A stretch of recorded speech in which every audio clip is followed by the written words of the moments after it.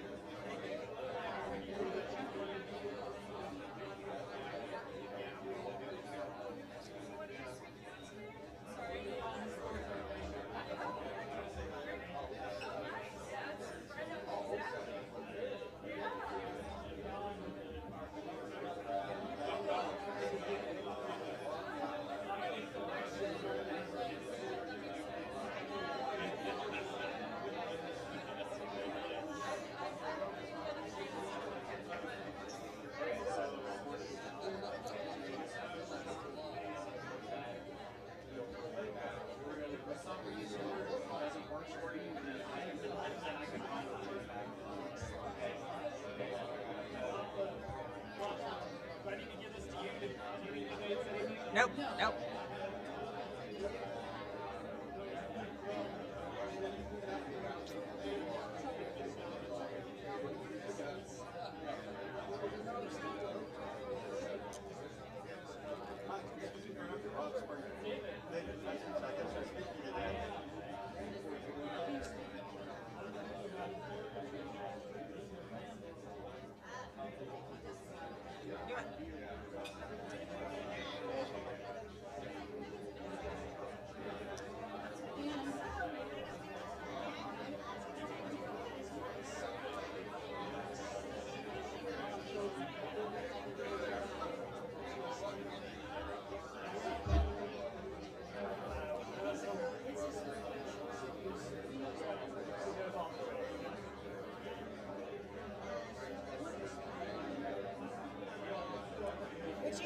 So Kathy Allred is back there. She was looking for a seat. She's talking to that guy.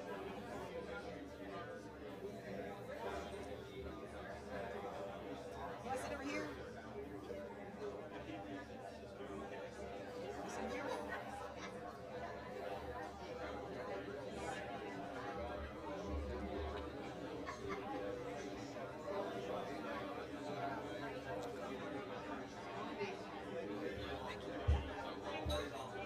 I appreciate it because she looks a little like she did me.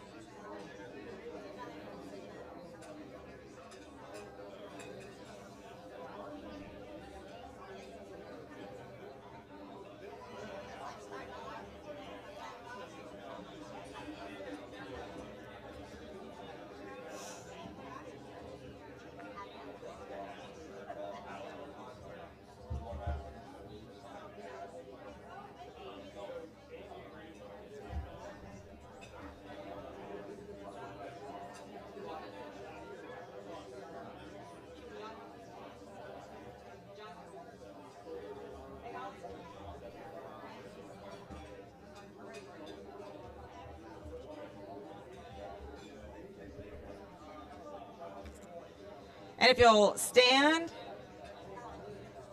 John Brown is going to lead us in the Invocation Pledge and National Anthem.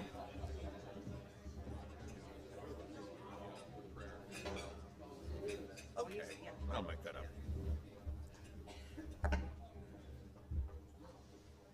Well, good morning. Glad to see you all here. Are there any cares or concerns that we need to raise? My goodness, none of you have been outside, have you? Okay, let's pray. Almighty and ever-loving God, we give you thanks for all of the blessings you have poured upon us. Help us always to understand that as we have been blessed, we must bless others. Keep service above self, above all our thoughts as we deal with others, both individually and with organizations. All this we pray in your name. Amen. Let's do the Pledge of Allegiance. I pledge allegiance to the flag of the United States of America and to the republic for which it stands, one nation under God, indivisible, with liberty and justice for all. Let's sing.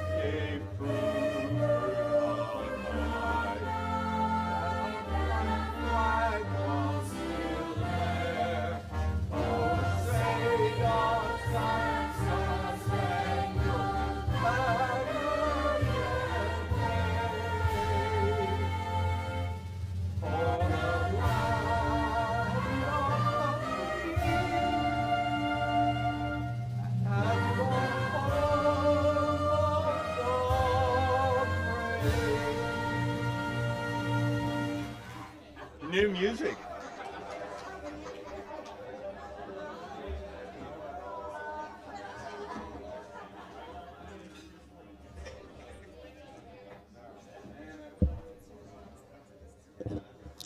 It's now time for Happy Bucks. Do you have something that you're really happy about, really excited about right now? We'd love to hear those news. So if you can share your happy news in whatever dollar denomination you feel comfortable with, $1, $5, $10, $20.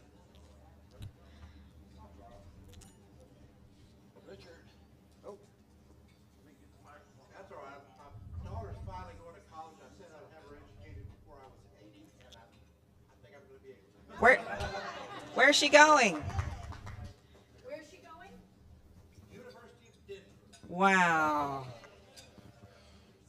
Jennifer. Thank you, sir. I'm very happy to announce I opened up a telehealth practice, and I'll be getting it in the hub shortly. If you'll go ahead and register, I am doing a discount for my Rotary friends. Woohoo! It's cash-based Thank practice. you, Dr. Jen. And then I actually started Hobby House Creative Spaces, and we're starting a daycare at my house. I'm going to have 6 infants from 6 weeks to 3 months to start the first cohort. So if you know anyone in the Park Cities, I live off of Lovers and Hillcrest, who needs infant care, please send them my way. Fabulous. Congratulations. Wonderful. Thank you, Jennifer. Excuse me. Kathy, you're up. Yeah, this really makes me excited. I was going to a meeting yesterday morning, and a tractor trailer pulled out, and I managed to dodge a bullet, and I can't tell you how excited I am. Wow. We're so glad that you're okay. I'm happy today because my wife and I are celebrating 22 years today, so good day for that. And I also get to spend this weekend with a bunch of high school friends that we get together every year for a little weekend reunion, so I get to see all them this weekend too. Congratulations Thank on you, both Mark. accounts. Anybody else? Awesome. Well, congratulations on your happy news. And now it's time to introduce guests. If you brought a guest, if you and your guest will please stand so we can make sure that everybody is introduced properly. Kathy? I am really excited about this. And this is in the car that almost hit her. Yeah. This is Rob Springer, and he is our Director of Engagement with St. Michael's and All Angels, and he was active with Rotary in Tyler, so we're so excited to have him here today. Fabulous. Welcome. Great. I'd like to introduce Norm Alston. He is very involved in Preservation Dallas. In fact, he's president of the board this year. And so he and our speaker for the day know each other well. And I'll tell you more about David Preziosi when we introduce the speaker. Welcome. Very exciting. I have the pleasure of an old friend of mine, Paul Devis, West Point grad, just started a new business of Wahoo Capital Investments, and they specialize in storage, RV storage, all kinds of different storage facilities. Awesome. Welcome.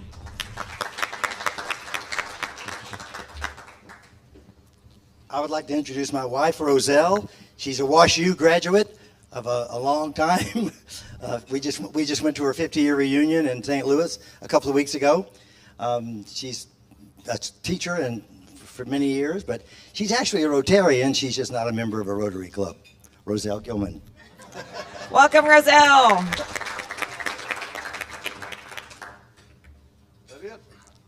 That's it. Happy. Thank you. Well, welcome to each of y'all. And you just have like 3 or 4 minutes left to buy a raffle ticket. Jeff's over there. You can get your tickets now before they close for today. We'll have the winner announced here shortly.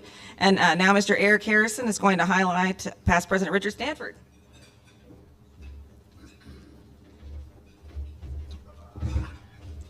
Thank you, Past President Happy, and our marketplace sponsor today is Past President Richard Stanford. And this year, C.C. Young is celebrating its centennial anniversary.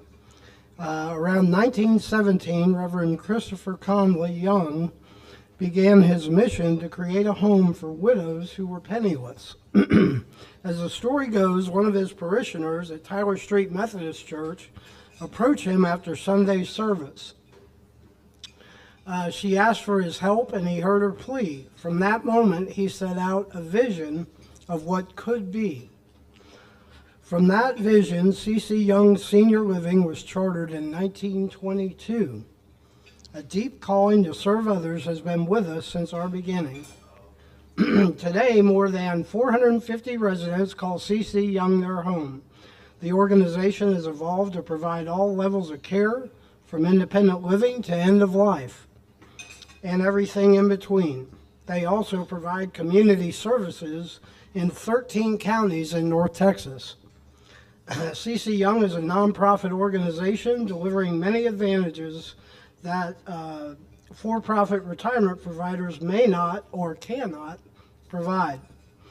Their past, present, and future plans show the impact on individual lives, on local communities, and on families and team members. C.C. Young serving seniors since 1922 and celebrating 100 years. Thank you, Richard. Thank you, C.C. Young.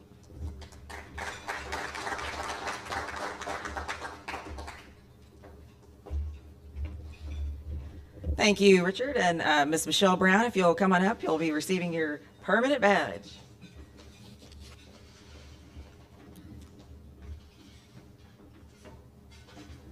Congratulations on completing your red badge list. I'd like to trade badges with you. Let's get a picture.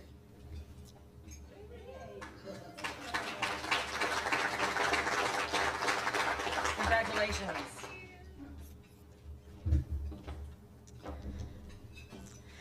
Past District Governor Richard Gilman is going to do his new member speech. So one of those things on that red badge list is doing a new member speech. Come on up.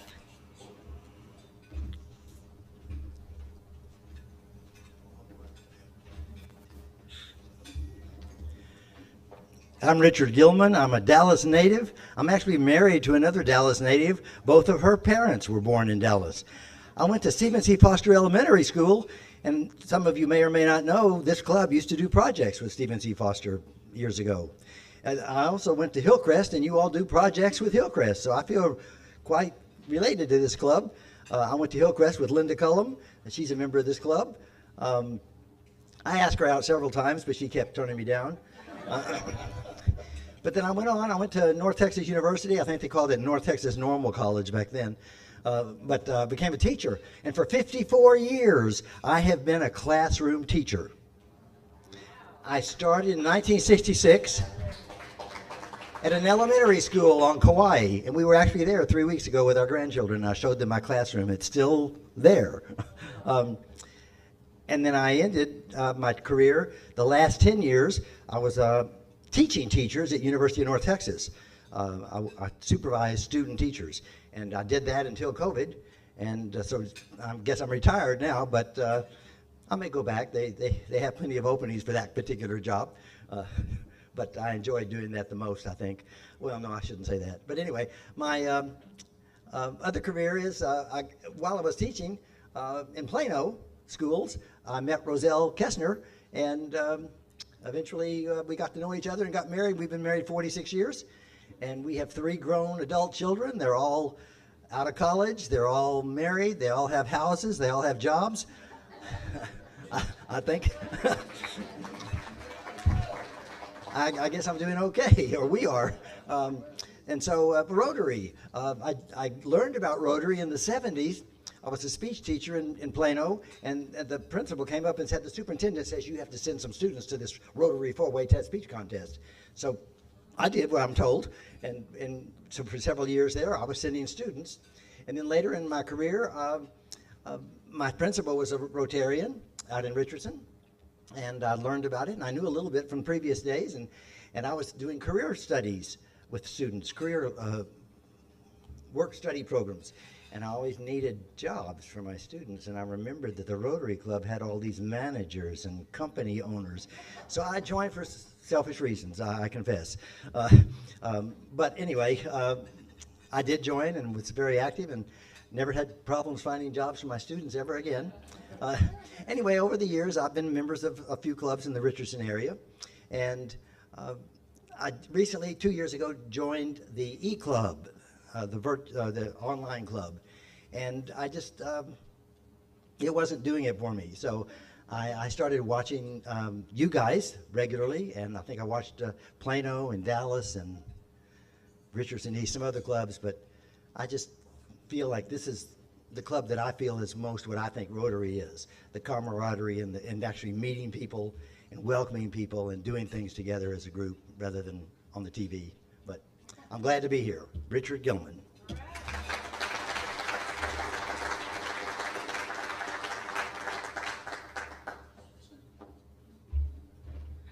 I love that he did his homework, checking out clubs, and he chose ours. That's awesome. And now Ms. Holly Hollenbeck is going to tell us about a fabulous social that we're going to have in September. Okay, well, first I just want to say, mark your calendars for the next PCR Connect in August. That's the 18th from 5 to 7, and it's going to be at Lover's Seafood.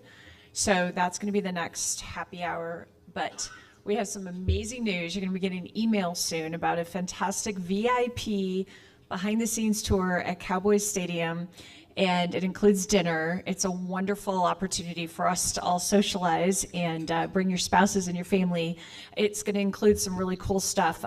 Cowboys locker room, we're going to get in there, can take pictures. Cheerleaders locker room, there will be no cheerleaders in there, but we get to take pictures. Post-game interview room, Miller Lite fan club, media press box, we're going on the field, luxury suite, we tour, Cotton Bowl offices, club areas, Dr. Pepper Star area.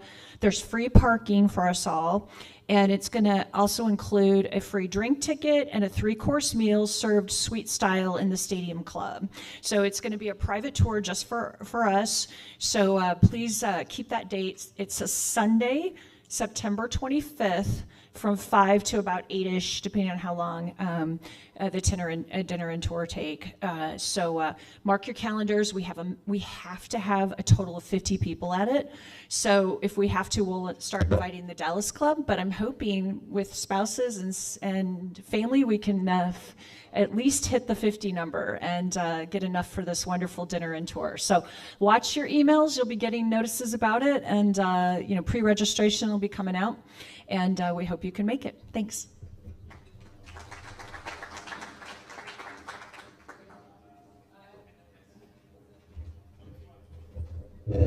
And join us tomorrow night for Live at Chocolate Secrets. It's going to be a lot of fun.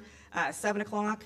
Pat Peterson is an amazing singer that has sung with a lot of different groups. She is really entertaining. The food is great there. You'll have a great time. Bring your family and friends. So it's going to be a lot of fun. And now we're going to have our drawing of the raffle winner. President-elect Jeff Sheehan is going to come up, and he's going to have our speaker draw the lucky ticket. And as President Jeff Naughton announced, we're doing a raffle now, which is going to benefit our foundation. And so we always have our speaker draw the ticket out, and that winning ticket, whoever has it, will draw a card from the deck, and if it's the ace of spades, that's correct, if I recall, they win half the pot. Today's pot is $146, which whoever wins gets half of it. So. See who's going to like me the most. Exactly. Yeah. So the winning tickets, the last three numbers are 9, 4, 3. Whoever has that number, come up here and we'll have you draw.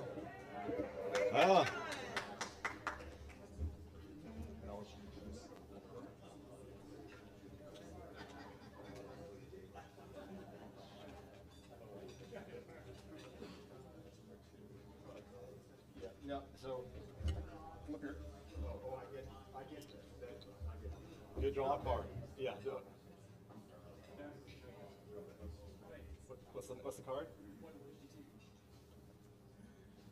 Is that it? That's ace of. I don't think cards. Ace of clubs. Nope. He was close though, guys. He was the ace of clubs. So now the next week it keeps building and your odds get better. So do the raffle, guys. Thank you. Thank you, John. Thank you, Jeff. And now, Mr. John Brown is going to come up and introduce our fabulous speaker today.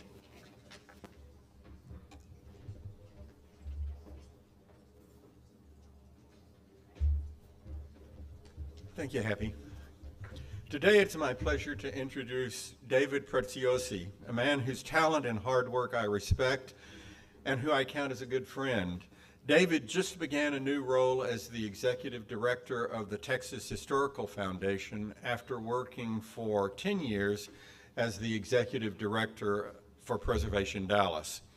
While at Preservation Dallas, David expanded programming and events, co-developed an architectural styles exhibit and booklet, worked on the creation of the Pegasus Urban Trails mobile app for downtown Dallas, prepared a 50th anniversary film and booklet for Preservation Dallas, focused on advocacy efforts for Dallas historic places, and put up with me as president of the Preservation Dallas Board in 2020. Because of David's long history of leadership, in 2020, Preservation Dallas received the prestigious Trustees Award for Organizational Excellence from the National Trust for Historic Preservation. David, thank you for speaking to us today.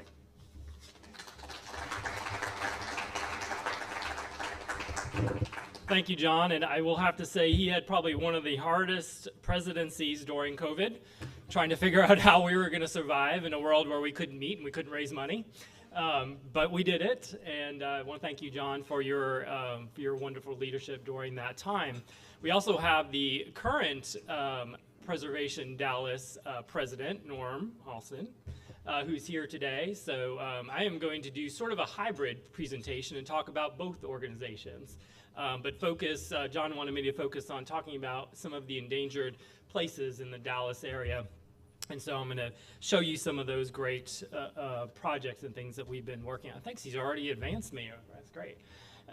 Let's see if this works. Oh, wow, it works. So Texas Historical Foundation, we've been around since 1954, and we work to preserve the history of Texas.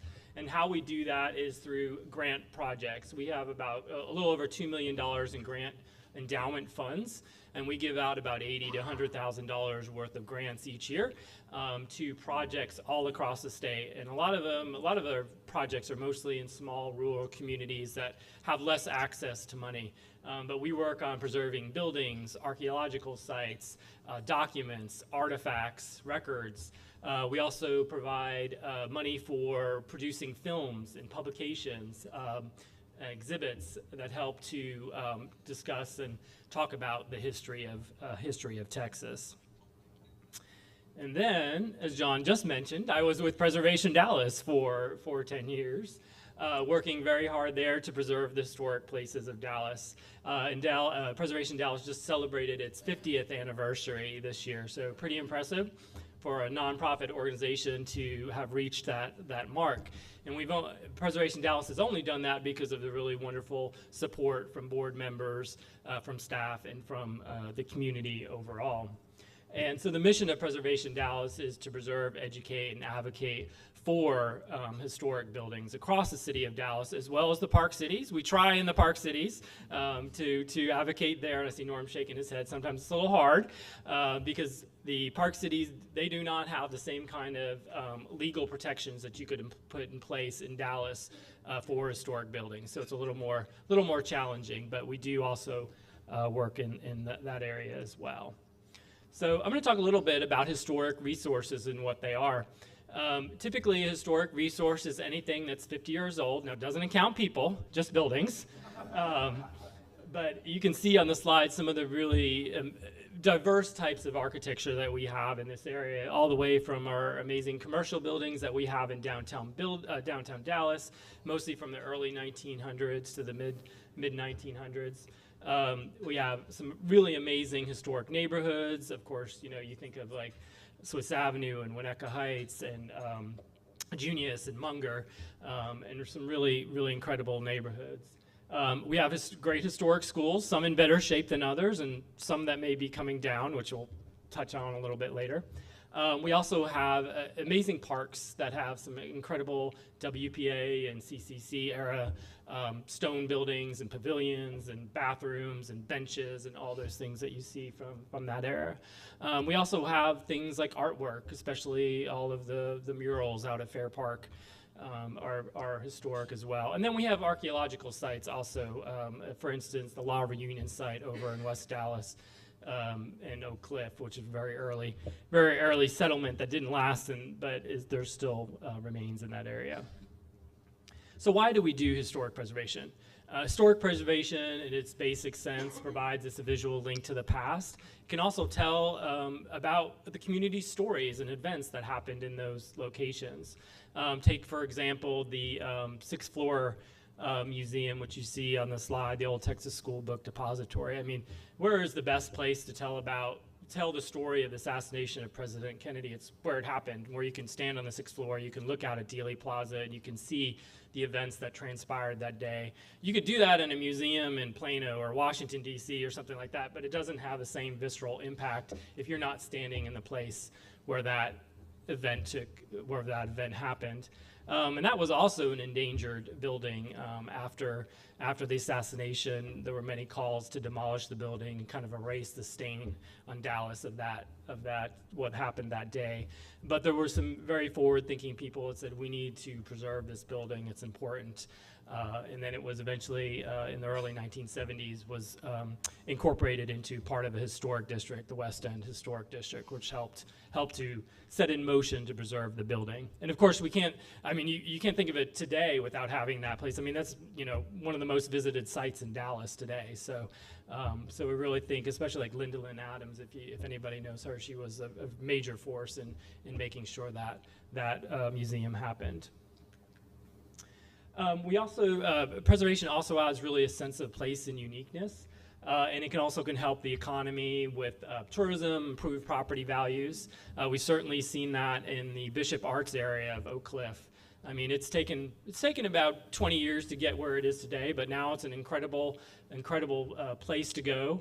But the success has also generated other things like additional development that has threatened some of the historic places in Oak Cliff, and it's really changed that area. I don't know if you've been over there lately. I live in Oak Cliff. I think Oak Cliff residents, we don't tend to go down there too much because there are too many people from across the river. So we tend to stay away from it. But it's great for y'all to come over to the side of the river and spend money. And then we have places like Fair Park, which is really, the most incredible state fairgrounds in the entire country, with its collection of Art Deco buildings from 1936, plus the older buildings that were reskinned in the Art Deco style.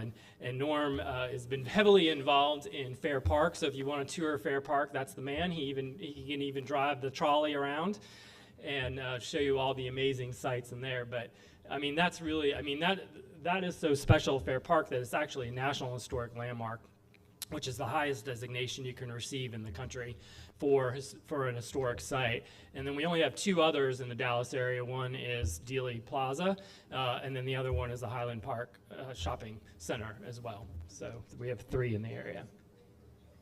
So let me talk about one of the very, very early efforts to save really an endangered part of the city, and this was the Swiss Avenue area.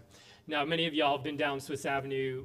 You see it's an amazing, incredible, and beautiful street. Well, it was not like that back in the late 60s and 1970s when people were moving out, and that area was starting to be transitioning into other things. There was a lot of drugs and prostitution, and the big grand houses were chopped up into apartments. And it was even, the city was even attempting to rezone it for mid-rise apartments, which you see up there in the top left there. And a group of property owners that were still around, including Wallace Savage and Virginia McAllister, her family, fought to get that shot down. And they were successful. And then they decide, well, we need to have a group that can help fight for historic places and historic neighborhoods across the city. So they started Preservation Dallas, which actually at that time was the Historic Preservation League. So that's where Preservation Dallas got its start, was in Swiss Avenue. And it was the first residential historic district in the city of Dallas. They were able to get that passed, and they worked on getting the first preservation ordinance established for the city in 1973. So Preservation Dallas owes its start to Swiss Avenue. So now I'm going to talk about some other sites. I'm going to talk about some successes, some losses, and some things in progress, so you can kind of see. I didn't want to just show all successes, because at preservation, we love to have successes, but we also know that there are going to be losses, because it's always a challenge to balance historic preservation and new development, especially in a city that's very focused on development and focused on the new, the bigger, the better, the bolder. And we want to keep these really interesting and unique places that are part of our history.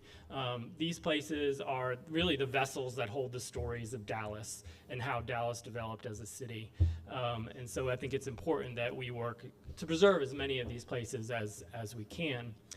So this is the old Dallas High School, or also known as Crozier Tech, downtown. Many of you are probably familiar with this. This was built in 1911, and it was expanded in several editions. The school district closed the school and actually sold the building, the site, to a developer who wanted to tear it down and put up an office tower on the site. Well, the Preservation Dallas and the Crozier Tech alumni fought that, and they were able to get the building designated as City of Dallas landmark to protect it over the objection of the developer who was working on this project, which was really big at that time. This was the very early 2000s. Well, the developer fought that and took the city to court. The case went all the way to the Texas Supreme Court, and the Texas Supreme Court came down on the side of the city and said that the city had the ability to protect buildings that were important to the cultural heritage of the city. And so it sat vacant for many, many years until Matthews Southwest came along about 5 or so years ago and converted the school into office space. Perkins and Will architectural firm has the majority of the building, and then they have other spaces in there. But you can see in the middle section there, that's the auditorium space before and after.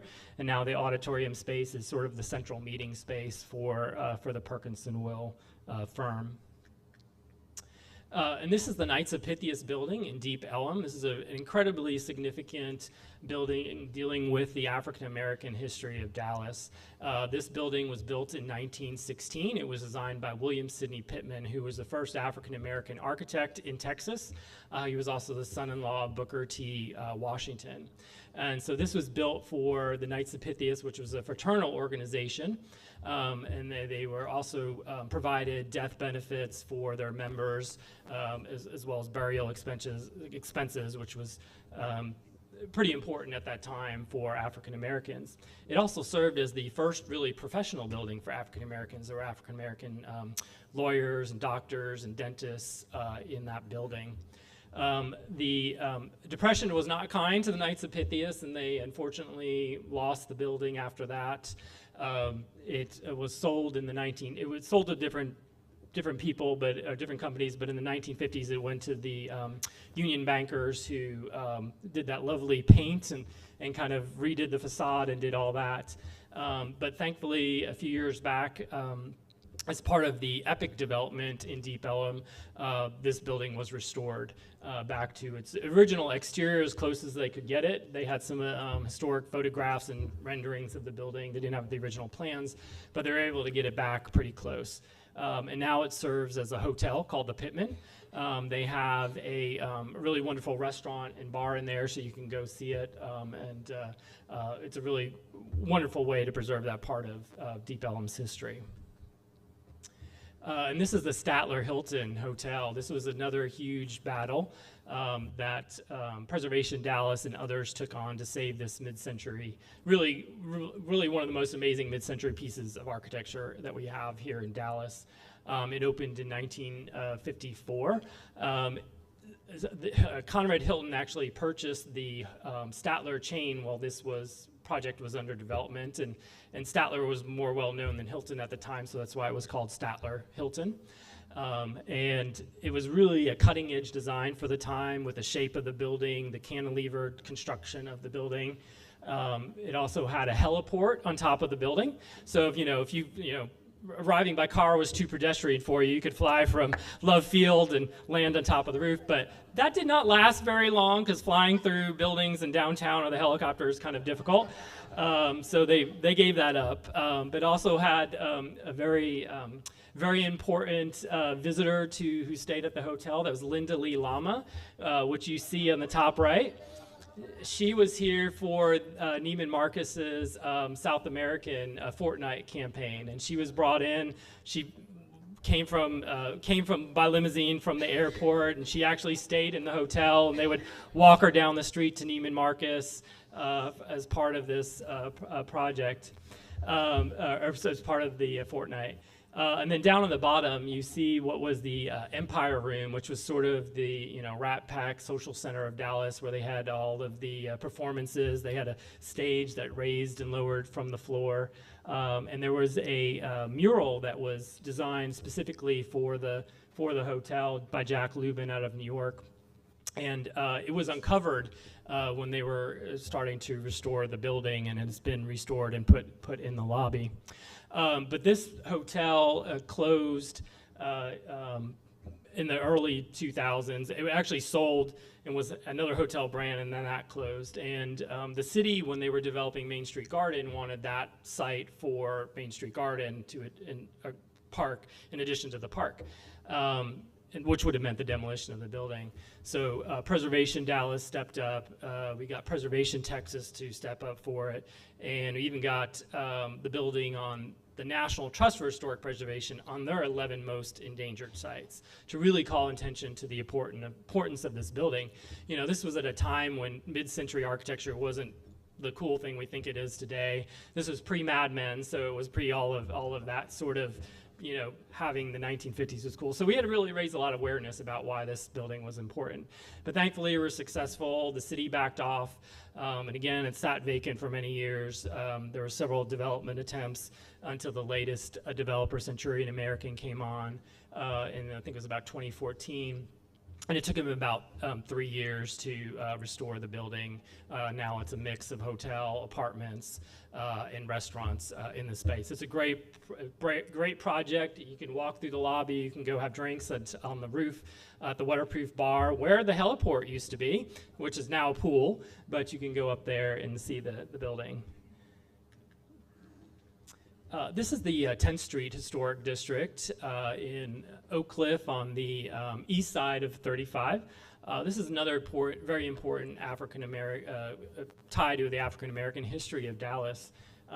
This neighborhood was developed as a freedmen's town after the Civil War, and it was really a self-sustaining community where African Americans could live. They had churches, they had businesses in that area, and this was all during a time of segregation and redlining where they could only live in one area. Unfortunately, when Highway 35 was put through, it cut off quite a bit of the neighborhood, took a portion of the neighborhood and cut it off from the rest of Oak Cliff on the west side, and really kind of suffered over the years. In 1993, was designated a City of Dallas Landmark Historic District to help protect it, and was put on the National Register of Historic Places. But even with that, it struggled over the years with disinvestment, people moving out of the neighborhood, a lot of properties becoming vacant and derelict, and then the city going after demolition of those properties, even though it was a protected historic district. And there have been many court-ordered demolitions in that neighborhood, and all of the little red dots that you see on the map are the places that have been demolished. So there were a lot more in that district originally. But a few years ago, Preservation Dallas and the neighborhood coalition were able to get the city to put a moratorium on demolishing historic buildings in that neighborhood. And they're also working on trying to restore the other parts of the neighborhood that they can. And we gave them an award back in 2020 for their work. So that's an ongoing project that still needs help. And then I mentioned schools earlier. Well, we all know about the bond that was passed, $3.7 billion for improvements to schools in the DISD system, which actually called for demolition of 14 historic schools across the city, which you see on the map, all those X's, and there's some photographic examples of those. And so, we've been working, or Preservation Dallas has been working to try and convince DISD to save as many of those as possible. We were successful with Geneva in saving the original 1930s building. They're going to take down what's behind it and put a new addition for the school. But unfortunately, I think some of those other schools are going to come down. But Norm is working on that, though, so talk to Norm. Yeah. Another challenging project that we had was the DART line, D2, when it was proposed to go through downtown as a surface line, which would not have meant demolition of historic buildings, but there would have been secondary impacts with vibration, construction, cutting off access to garages, or trash and that sort of thing. And so all those buildings on the picture there are all buildings that would have been affected by this.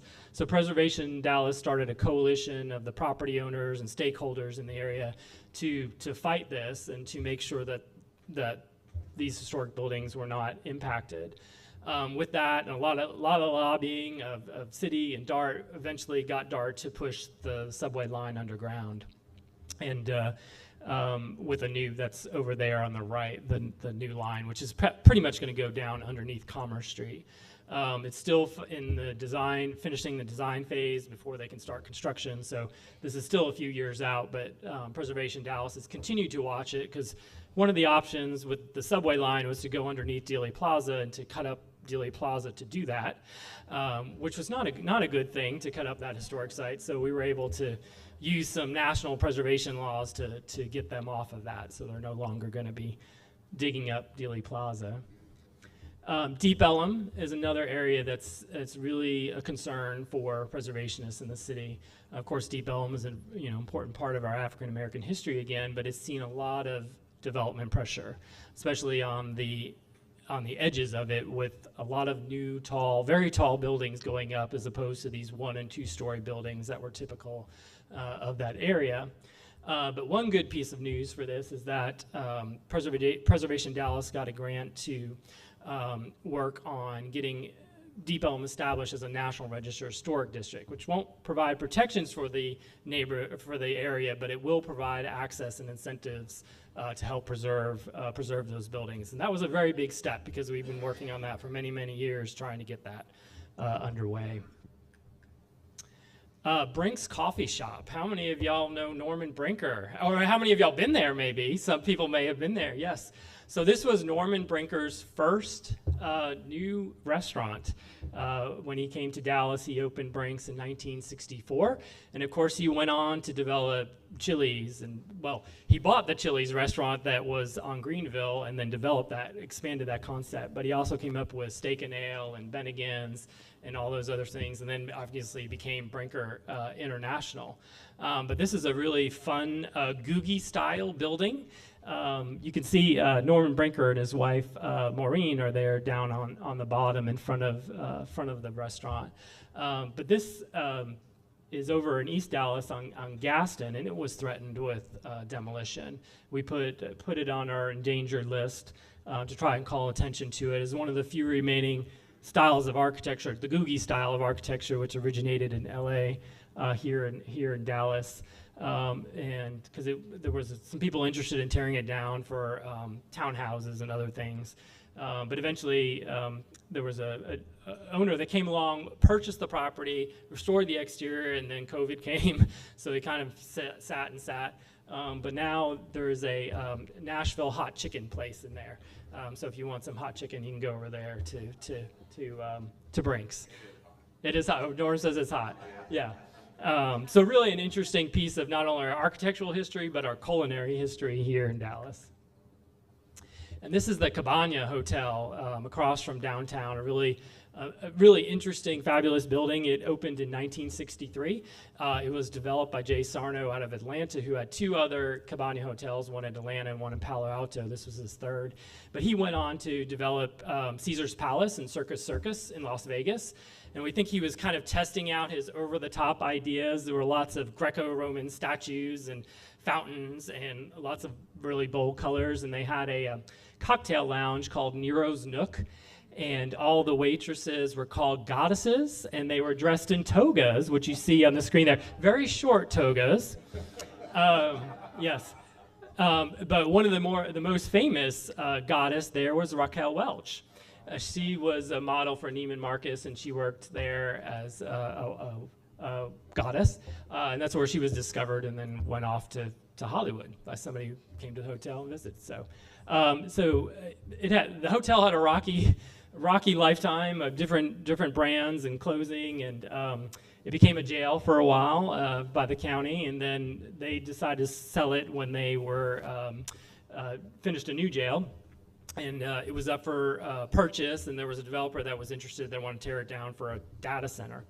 And so we put it on our endangered list, and thankfully there was a developer that came along that bought it and wanted to turn it back into a hotel. That didn't work, and then he sold it to the developer that actually did the Statler. And so he's working to develop it into a hotel and bring it back. So it's a really interesting building. And this is the Longhorn Ballroom. Did any of y'all go to Longhorn Ballroom? Oh yeah, you all have some fun at the Longhorn?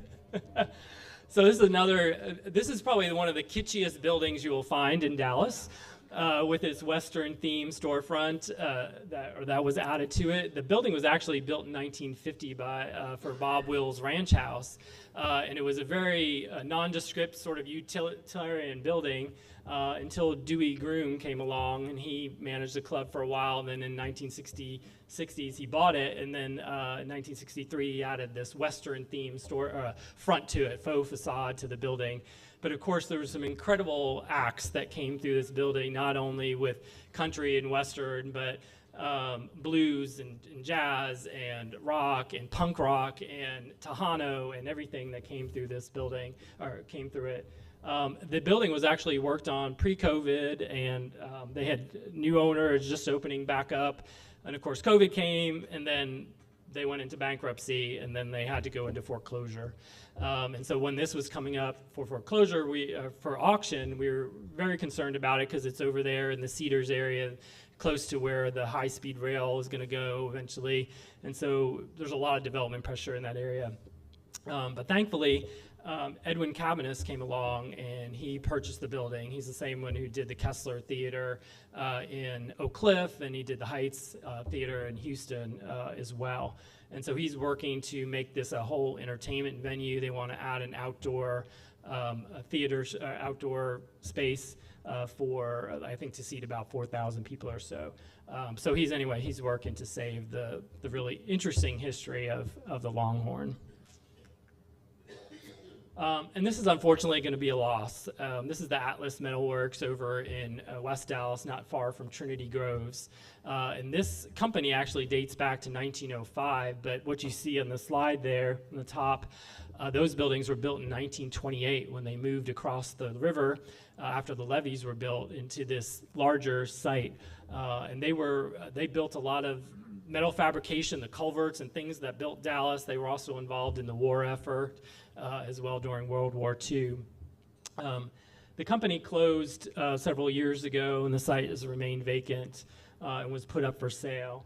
And a developer out of Canada has purchased the lot, and they are going to put up 440 apartments, which you see down on the bottom right on the site.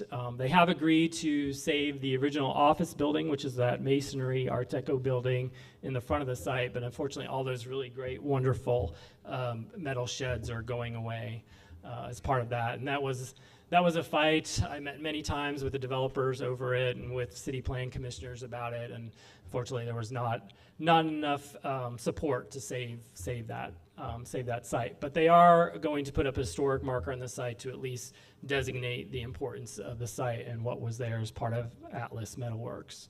It's on the corner of Sylvan and Singleton if you want to go see it before they tear it down. And this is another loss, unfortunately. This is Exchange Park over in the UT Southwestern campus. This was really an incredible office development from 1954. William Blakely, who developed this complex of buildings, is where the Braniff headquarters was located, as well as Exchange Bank had a tower there. Then later on, Frito-Lay built their corporate headquarters there, and even Joan Crawford even came for the dedication of the building.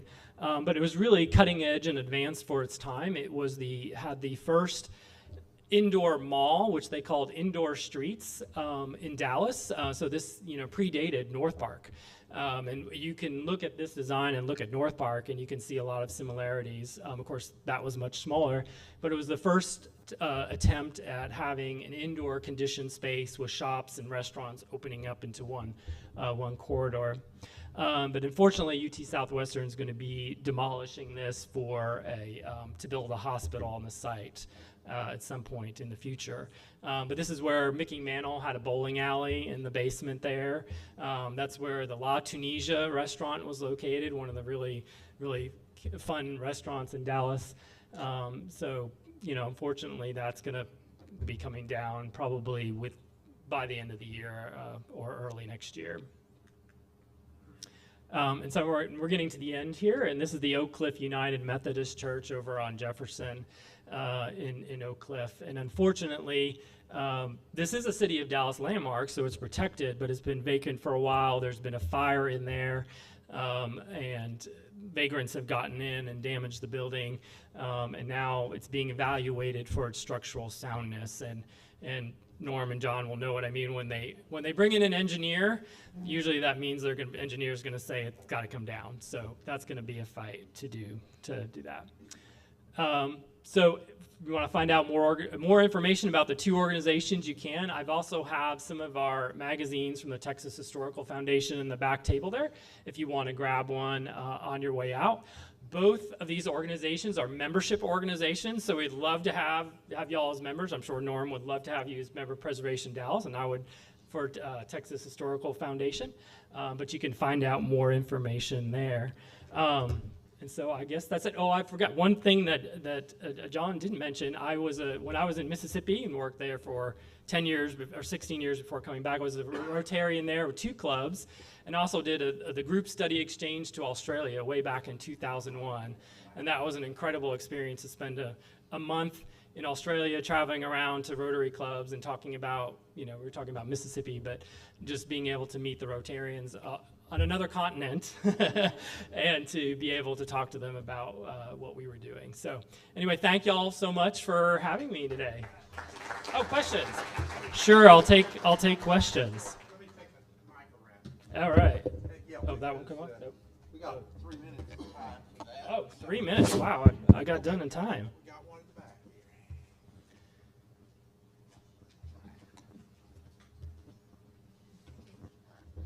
Very nice presentation. Thank you. I wanted to know how much time does it take to preserve any historic building or anything? Well, it can vary, and sometimes it can take decades, especially for these larger properties, but it can be quick too. But you're talking about like the Statler and Old Dallas High School, those took a while to find the right developer that could make it work. One of the challenges in historic preservation, especially with larger projects, is finding the capital to make a project work. And a lot of these times, these projects are using a variety of funding.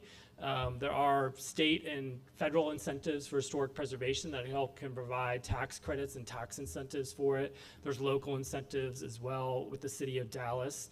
There can be TIF funding also. So sometimes it takes a little while to put all that together to make it work. But it's on the smaller projects, those can be quick. Those, just depending on the condition of the building and the resources you have at hand. And if you hire great architects like John and Norm to put your designs together, to do that. So yes. You mentioned Brinks as a outstanding example of Googie, and I'm a big fan of Googie. Can you, off the cuff, can you name a couple others that we can drive by and go admire? I don't know if we have any more left in Dallas.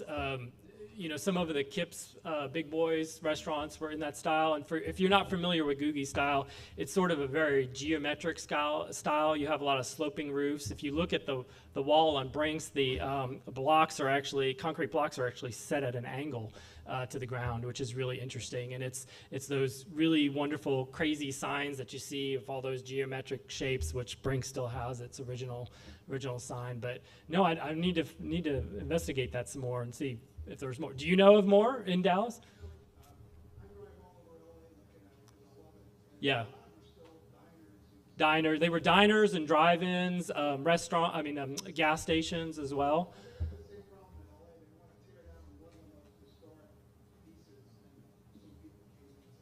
Yeah. Yeah. I got two real quick. Okay. The bridge down Singleton, the bridge to nowhere, the old backdoor bridge. The Eagle sits Ford? in the wood, right next to the Eagle Ford community. Yep, the Eagle Ford Bridge. Who owns that? What's happening? I could see that disappearing. I mean, now Sure. you got beer bottles and things, but Yeah, yeah. That actually, we believe it still belongs to the county. And there's two portions of it. There's a portion on either side of the river. It doesn't go over the river anymore. But the side on the Dallas side is kind of overgrown right now. And I know the Dallas Mexican American Historical League is very interested in trying to preserve that bridge because that's part of the cement city and everything that happened in that area related to the Hispanic heritage of Dallas. So I know they've been working on trying to save it, but it's on the radar. So yeah, that's a treasure. It Thank is. you very much. I think we got 1 minute, so. 1 minute. Any other question I can answer in 1 minute? All right. Thank you so much.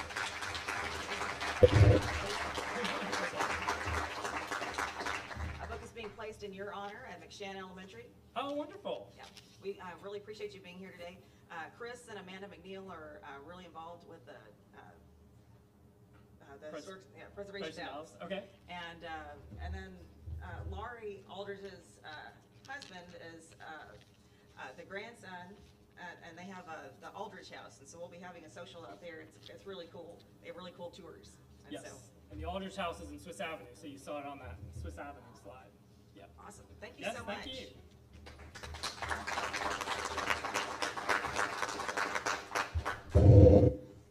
Next week's meeting, we're going to have Tom Luce talking about biolabs. Jeff Brady is the chair of the day.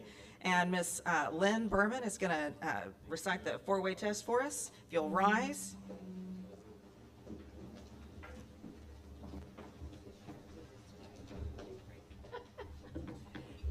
Okay, the four-way test of the things we think, say, or do. First, is it the truth? Second, is it fair to all concerned? Third, will it build goodwill and better friendship? Fourth, will it be beneficial to all concerned?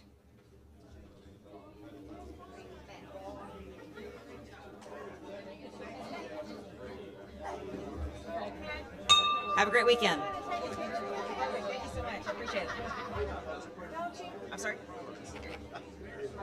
Thank you. I would love that. Thank you.